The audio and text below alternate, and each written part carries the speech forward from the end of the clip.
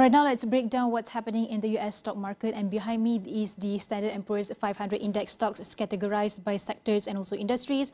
And size presents market cap. And behind me, you can see there's a mix and lot of mix of green and red, where green means gains and red means losses. And I'm going to start with Nvidia. Nvidia right now shows green color, which was increased and also up by 0.75%. And the current stock price is 164.10, and that is under technology semiconductors. But the latest updates on Nvidia, where Nvidia's CEO Jensen Huang will meet US President Donald Trump at the White House on Thursday, a day before the chip designers had plans to visit China. The meeting with Trump comes as Nvidia's market value closed above $4 trillion for the first time on Thursday, cementing its status as one of Wall Street's most sought-after stocks.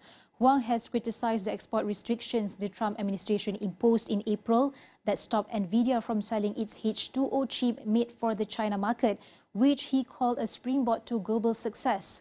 The export curbs cost the artificial intelligence chip maker $2.5 billion in sales during the first quarter, and Nvidia expects a sales hit of $8 billion in the second quarter.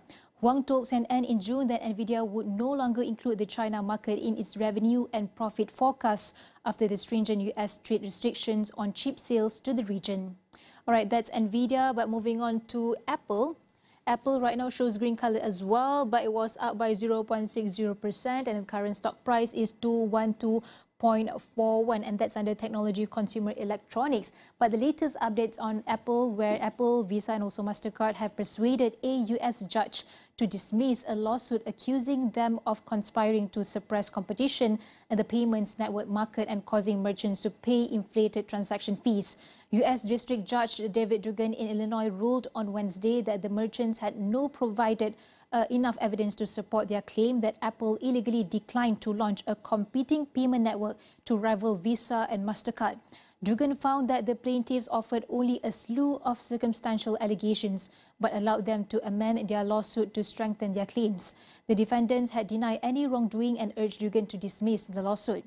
Apple launched its Apple Pay feature in 2014 as a mobile payment service, allowing iPhone users to store payment card information and make purchases at businesses where the platform is accepted.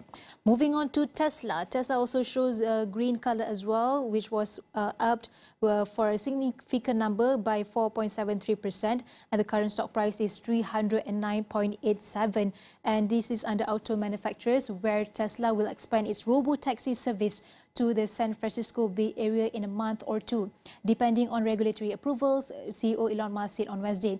And Tesla last month rolled out a test of the long-promised service in a limited area of Austin, Texas, with about a dozen vehicles, a select group of passengers, and many restrictions, including a safety monitor in the front passenger seat.